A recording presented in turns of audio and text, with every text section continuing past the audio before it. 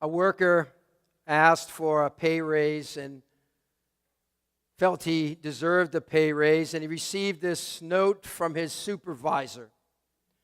This note said, because of the fluctuation, predisposition of your position's productive capacity, as juxtaposed to standard norms, it would be momentarily injudicious to advocate your requested increments. The puzzled worker went to the supervisor and said, if this is about my pay raise, I don't get it. And he said, that's right, you don't get it. You don't get the pay raise. When God speaks grace, we often don't get it. Grace shocks us. Grace can be disturbing. Grace can be hard to understand, hard to swallow at times. Grace appears outrageous, appalling, even scandalous, as Philip Yancey says. Well, one of the best illustrations of the radical nature of grace is found in a story told by Jesus. You'll find it in Matthew chapter 20. Matthew chapter 20. I'd invite you to turn your Bibles to Matthew chapter 20. For the summer months, we are looking at a sample of the stories that Jesus told. We call them parables. And the power of parables is that they do heart surgery without our knowing it. That's how powerful they are. Well, that's especially true of today's parable in Matthew chapter 20. Jesus tells of a landowner who hired men to work in his vineyard.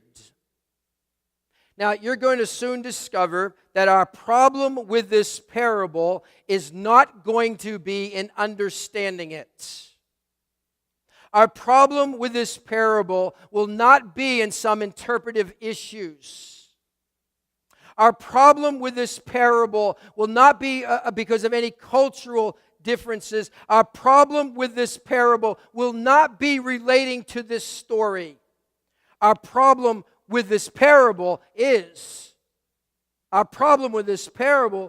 well, we'll see in a moment. Let's work our way down the passage. I want to make 3 observations and then provide some lessons for us today.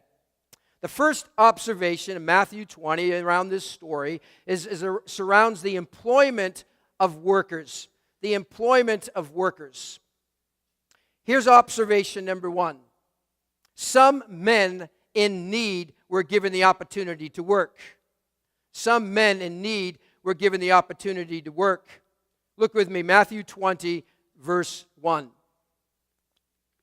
It says, for the kingdom of heaven is like a landowner who went out early in the morning to hire men to work in his vineyard. Now, Jesus uses the setting of a typical day in the marketplace. It was common for men to gather at the local labor pool, hoping to find some work for that day. No work, no food for the family. So in the story, the landowner goes to the marketplace to hire a few good men. Men in need of work. And the plot is conventional. There's really nothing out of the ordinary here. The men hired at the beginning of the day, very likely around 6 a.m., had to be thrilled to have found work. Verse 2 says, the landowner agreed to pay them a denarius for the day and sent them into the vineyard. These men were chosen among many to work for this landowner. The landowner agreed to pay these workers a denarius. Now, hold on to that. We're going to come back to that agreement later on. And so this agreement was made. The men punched in at 6 a.m. and they went to work. About the 3rd hour, verse 3 tells us, which is 9 a.m., the landowner made another run to the marketplace to hire some workers. There was no contract, no agreement was made between these men hired and the landowner. Verse 4, the owner simply states, I will pay you whatever is right. No questions asked, no amount agreed upon. And so these 9-hour workers simply trusted the owner, and off they went singing, I owe, it's off to work I go. Right? You know that feeling. Well, for one reason or another, the landowner made 2 more trips to the marketplace. The 6th hour And then the ninth hour. Now, perhaps the landowner underestimated the amount of work needed to be done, or perhaps the work proved just too much for the first crew that he hired. We really aren't told. We can only speculate. And since we're speculating, let me offer you my thoughts on this. I think the landowner made several runs to the marketplace throughout the day to hire these workers is because he knew they had a need. It seems to be the gist of the story. It fits it quite well. It seems in sync with the generous nature of this landowner. They had a need, and the landowner could meet that need. So he even goes to the marketplace one more time at the very end of the day. In verse 6, it says it's the 11th hour. That would be 1 hour before quitting time. Now, picture this. These family men show up at 6 a.m. looking for work. No one hires them at 6 a.m. Noon rolls around and still no work. It's starting to get late. It's 3 o'clock and then it's 4:45. Still nothing. They have resigned themselves to the fact that they were going to have to go back home. They're going to have to look their wife in the eyes, their hungry children in the face, and say, "Sorry, family, no work today." And just as they were rehearsing in their minds that what they were going to say to their families, the landowner shows up and he hires them to work for 1 hour. Now, some of you know firsthand the feeling of landing a job after a period of standing around hearing nothing. Now, these last men hired to work only 1 hour did not know how much they would receive for that 1 hour. They didn't even ask. They were just thrilled to walk away that day with something in their hands to feed their families. And so these workers punched in at 5 p.m. and 1 hour later, the 6 o'clock whistle blows and it's quitting time. And as was custom in that day, the workers would get paid at the end of that day. Now, here's where the story gets rather interesting. We come to the first twist in the story. Everything seemed to be going along just fine until payroll time. You see, our problem with this parable is, well, let me give you the second observation. It concerns the equality of pay. The equality of pay. Observation number two is the landowner does something outlandish on payday. The landowner does something outlandish on payday. And the first surprise is that the ones hired last get paid first, and the ones hired first get paid last. This landowner apparently didn't pay much attention at the last business seminar on motivation. Verse 8 says, when evening came, the owner of the vineyard said to his foreman, "Call the workers and pay them their wages, beginning with the last ones hired and going on to the first." I mean, the landowner obviously had no idea how to run a business. I mean, you can't pull stunts like this and expect to keep your employees happy. Last hired, first paid? Jesus is starting to mess with them right here. Now, it's worth noting a bigger context. So just go down this road for a moment because it's significant. Look with me at the end of the previous chapter, after Peter once again opens his mouth just long enough to switch feet. Jesus sets him straight on the rewards of service. Chapter 19, look at verse 30. It says, "But many who are first will be last, and many who are last will be first." You know, and all this time I thought that had to do with potlucks. You know, you can't go first, but you can go last, but you'll be first in heaven. Right? Well, the same words are spoken again on the other side of this story in chapter 20, verse 16. Jesus says it again, "So the last will be first and the first will be last." Two statements serve as bookends to this parable. Now, it becomes quite obvious as to why the last were paid first. Jesus, once again, kind of reverses what is common practice to make his points. And if that isn't bad enough, a greater twist in the story is what happens next. Chapter 20, verse 9, Jesus says, the workers who were hired about the 11th hour came and each received a denarius. Now, what employer in his right mind would pay the same amount for 1 hour's work as for 12? That's exactly what gets under the skin of the guys who worked all day. Because, folks, it doesn't add up. It doesn't add up. If you do the fairness thing, where everyone must be treated the same, it should add up this way: 1 denarius for 1 hour work, 12 denarius for 12 hours of work. Look at verse 10. So when those came who were hired first, 6 a.m., they expected to receive more. But each one of them also received a denarius. Again, who does this? Who pays 12-hour workers and 1-hour workers the same amount?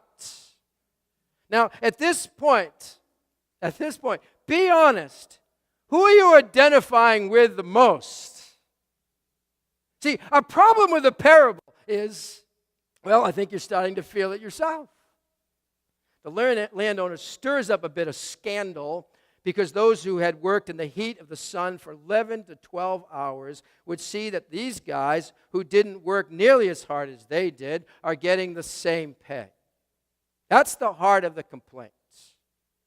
See, we're about to have some sour grapes in the vineyards. Some sour grapes in the vineyards. Look at me at verse 11. When the 12-hour workers received it, they began to grumble against the landowner, saying, wait until the union hears about this. No, not exactly. Verse 12, these men who were hired last worked only 1 hour. You've made them equal to us who have borne the burden of the work and the heat of the day. And it's right here that all I think could chant along with me, that's not fair. You might recall in the movie Princess Bride, great movie, classic. The grandpa's reading the story of the Princess Bride to his grandson, and the grandson at one point says, hold it, Grandpa. You read that all wrong. She doesn't marry Humperdinck, she marries Wesley. I'm just sure of it. After all he did for her, if she didn't marry him, it wouldn't be fair. And Grandpa says to his grandson, who says life is fair? Where is that written?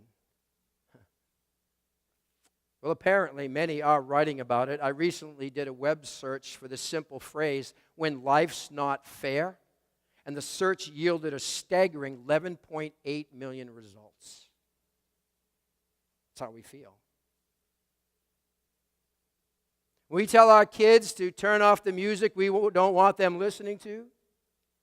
When we give them a curfew, or when bedtime is earlier than usual, when we don't let them do what they had their heart set on doing, and as a matter of fact, all their friends are doing it, we hear, it's not fair.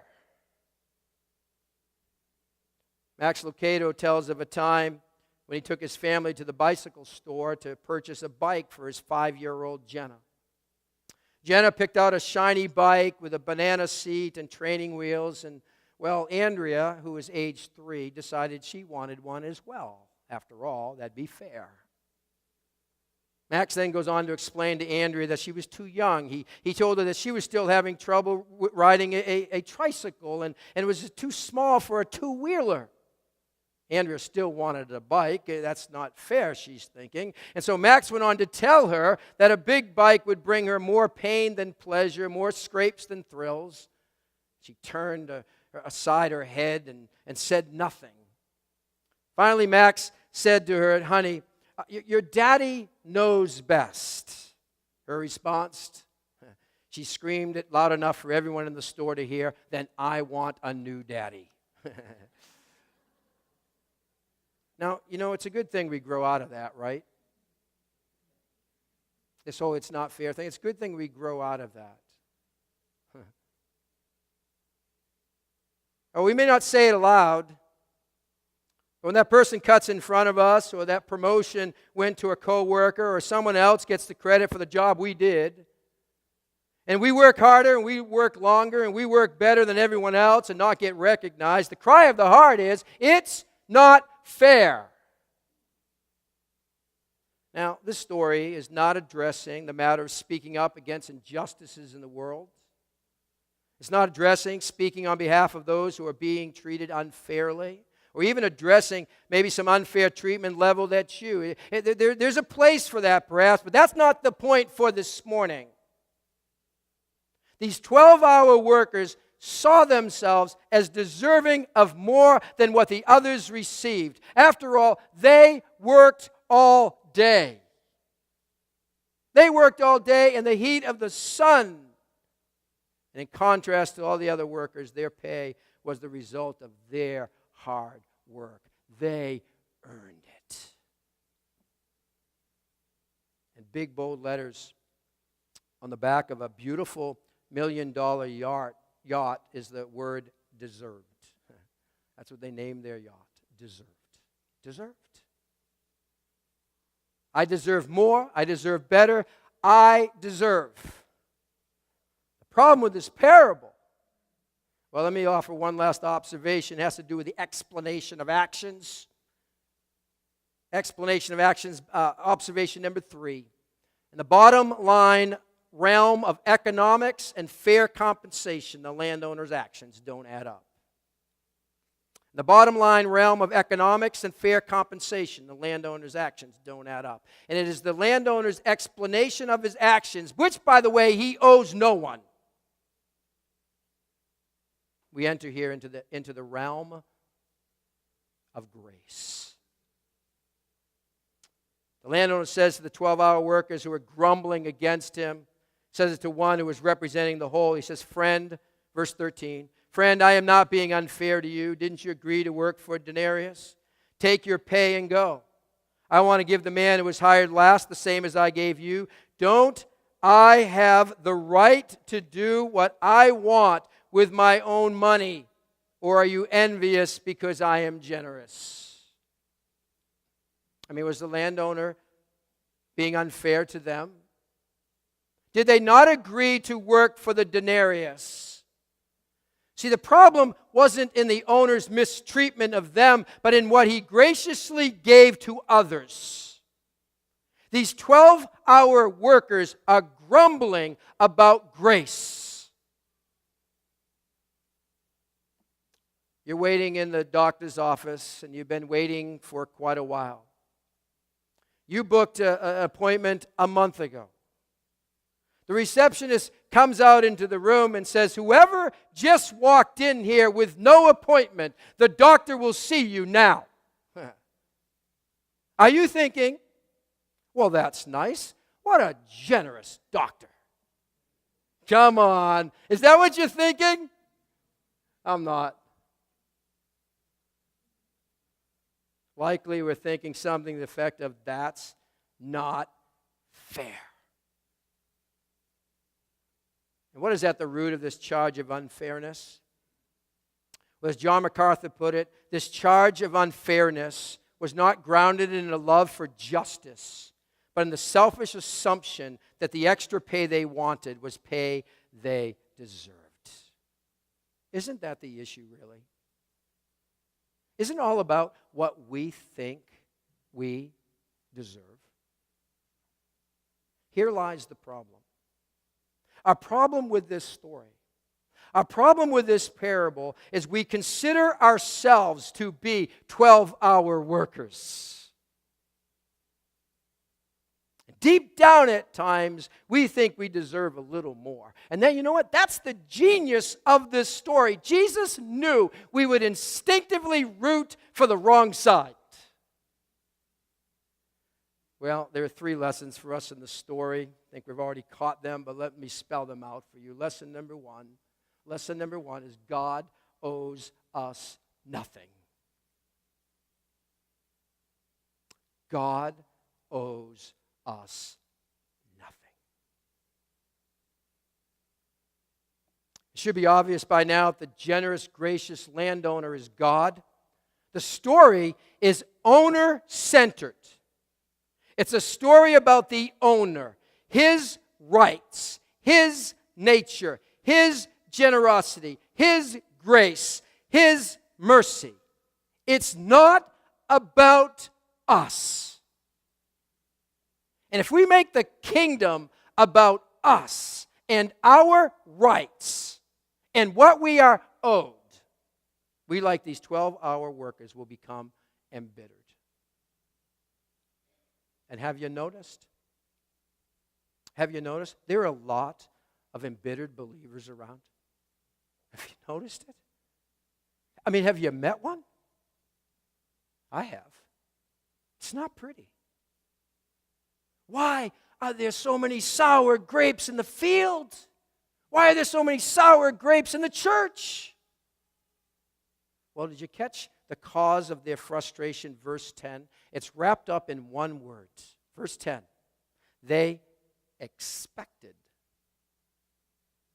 to receive more. Underline that, circle that, write it on an index card, take it with you. They expected to receive more. Expectations. There's a book that I would ever want to write, and I really don't have much desire to write a book. It would be with the title, Expectations. It gives birth to resentment. It puts a strain on relationships. It conceives our disappointments. I ask you, what are the links of expectation on your chain of disappointments? What expectations never materialize, leaving you right now very frustrated? Who has violated one of your expectations as to how you should be treated? What expectations might there be on your marriage?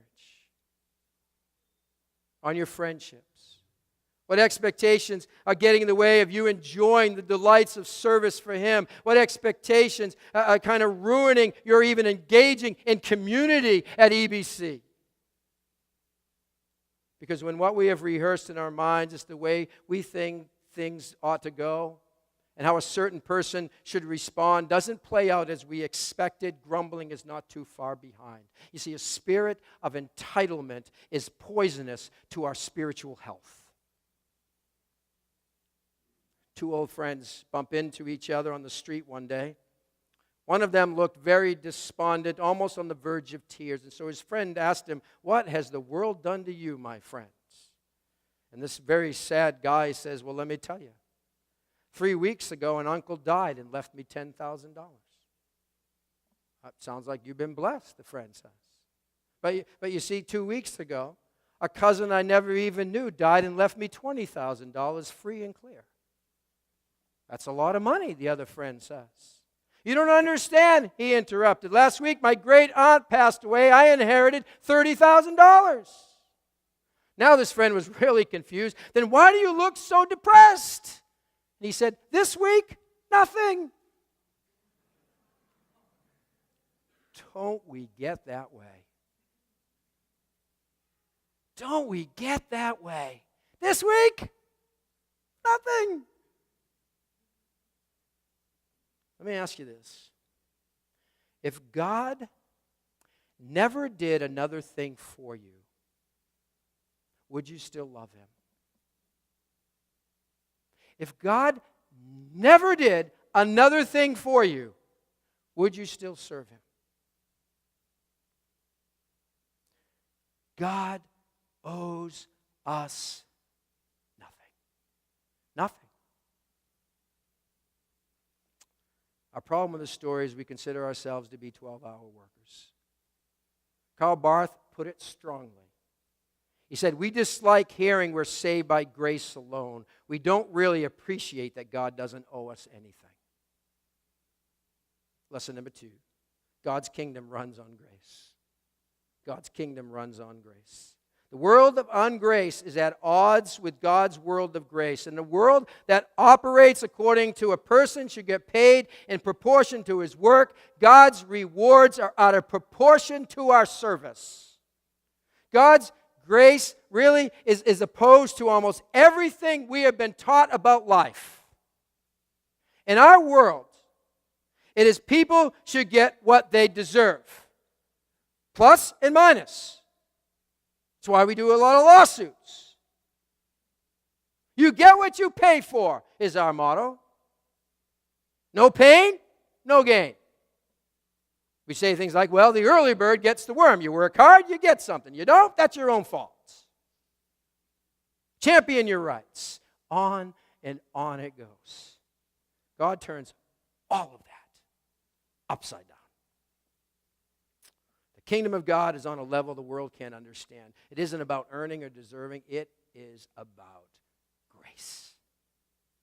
And grace is not the way we usually do things. We want formulas. Peter, the disciple, was pushing for some formula when he asked, now, Lord, how many times should I forgive my brother?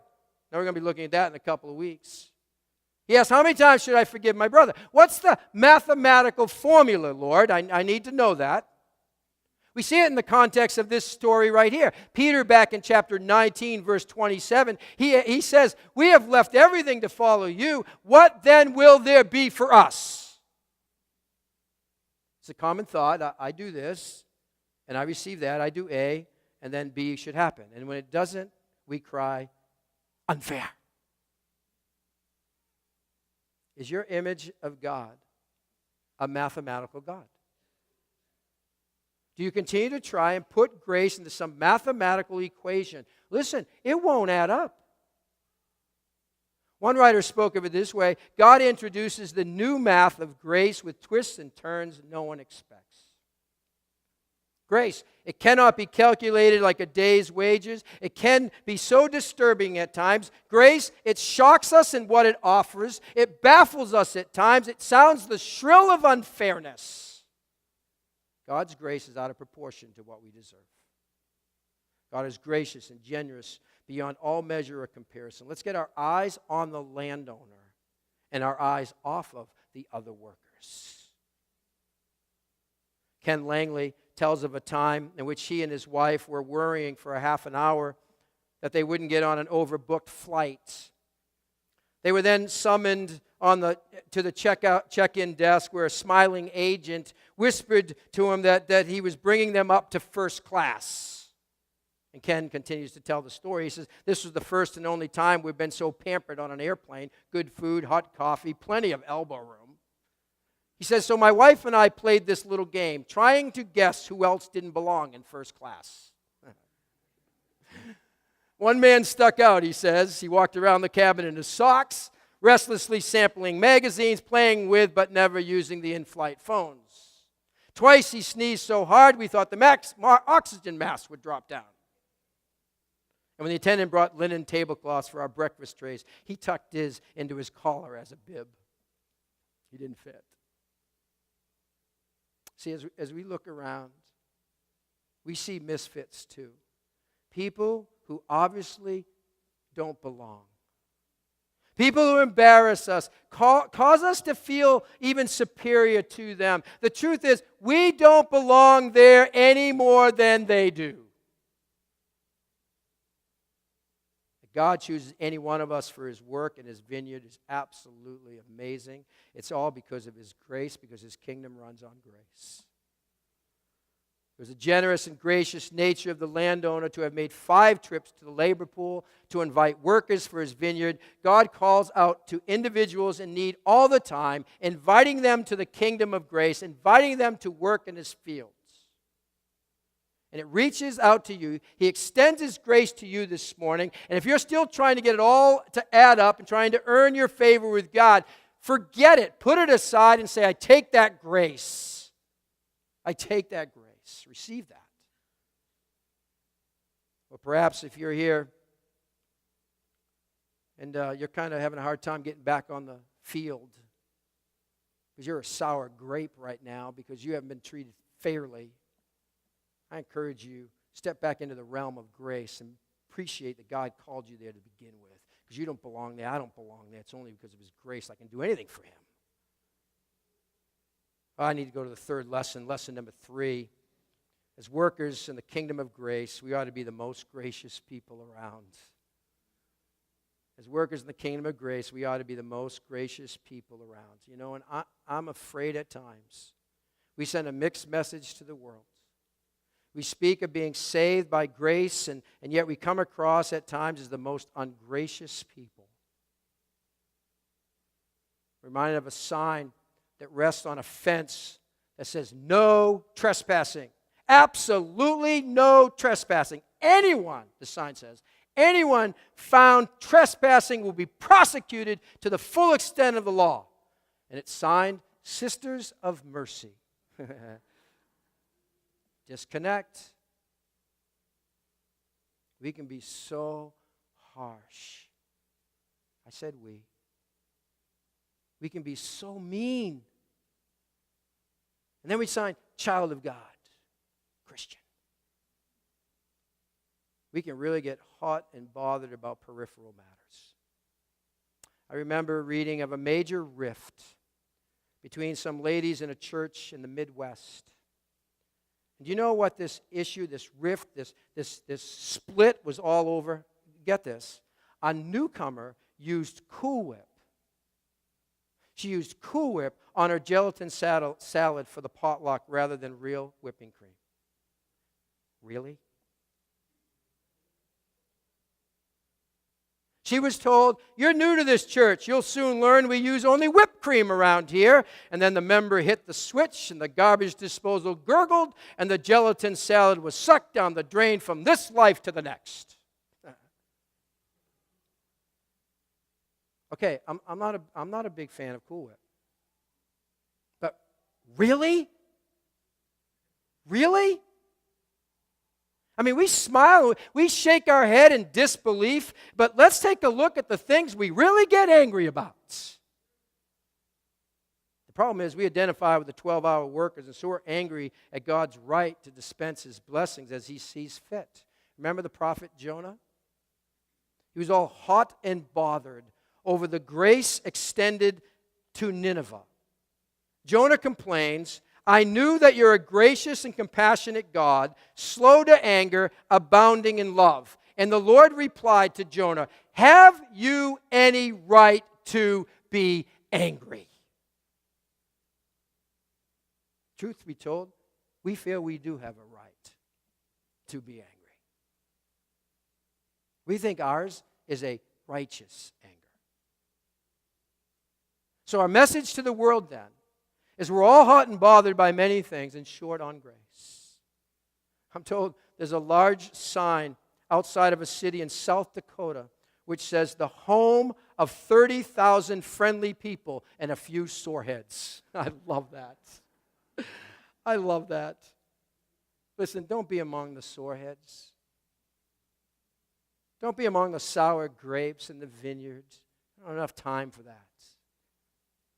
Let's not grumble about grace. Let's err on the side of grace. Let's be outlandish in our grace. Let's be accused, perhaps, even of being too gracious. I know there are plenty of things that can anger us. I get that. Let's not forget that our God is a gracious and compassionate God, slow to anger, abounding in love. And as Joseph Stoll so aptly put it, he said, the temperature is up in the body of Christ. We are mad about a lot of things. We're long on mad and short on mercy. Let's reverse that. Let's be short on mad and long on mercy. Because I am concerned that the unbelieving community has seen and they have felt our anger, but not always our compassion. They know what we're against, but do they know what we are for? Pastor Matt Chandler tells of a time when he and a couple of his friends invited a young woman named Kim to a gospel concert. Matt was very hopeful that Kim would come to Christ that night. However, what occurred was a train wreck, he says. The preacher took the stage and disaster ensued. His big illustration was to take out a single red rose. He smelled the rose dramatically. He caressed its petals. And he talked about how this beautiful rose, how beautiful this rose was and how it had been fresh cut that very day. He then threw that rose out into the crowd. And he asked them to kind of just encourage them to just pass that rose around as I'm speaking. He started to give stats on promiscuity, and all kinds of stuff. As he neared the end of his message, he asked for the rose back. By now, as you can imagine, that rose that went all through the crowd, it was broken, it was drooping, the petals were all falling off. And he held up this now ugly rose for all to see, and his big finish was, he said, now, who in the world would want this? His word and his tone were merciless. His essential message, which was supposed to represent Jesus' message to a world of sinners, was this: hey, don't be a dirty rose. Matt didn't hear from Kim after that for several weeks. One day her mother called Matt to inform him that Kim had been in an accident, so Matt went to visit her. Matt says this. He says, in the middle of our conversation, seemingly out of nowhere, she asked me, do you think I'm a dirty rose? My heart sank inside of me. I then began to explain to her the whole weight of the gospel of Jesus Christ is that Jesus wants the rose. It's Jesus' desire to save, redeem, and restore the dirty rose. What message are we communicating to the world? That they're a dirty rose? Or that God loves and wants dirty roses? Is it a message of grace and mercy, or is it of their filth and dirt? Perhaps this week we'll be accused of being outlandish in our gracious treatment of others.